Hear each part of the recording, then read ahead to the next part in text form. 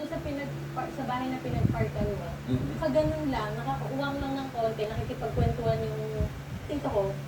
Tapos lumusot siya, tumalas. Talagang targeted talaga yun. Kahit ako bumilis, tumaas, facing siya. Hindi niya alam kung anong gagawin niya dito. Last memory lang, na hindi siya sumugod, kundi mag-relax lang. Kita mo, hindi siya mapakali. Oh, bebe.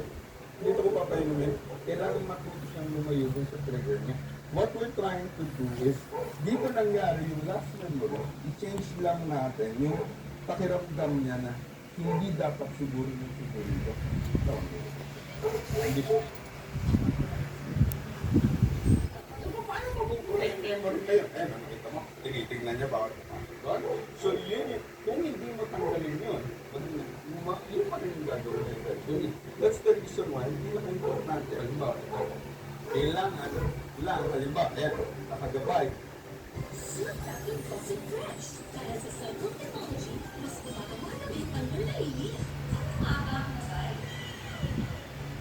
Gabay ay isang uri ng sleepish na aking ginagamit sa pag-train ng aso. Ginagamit ko ito para turuan ang mga aso natin na maglakad ng maayos at ginagamit ko rin itong training tool para mabawasan ang behavior issues nila. Ang gabay ay may tatak LZ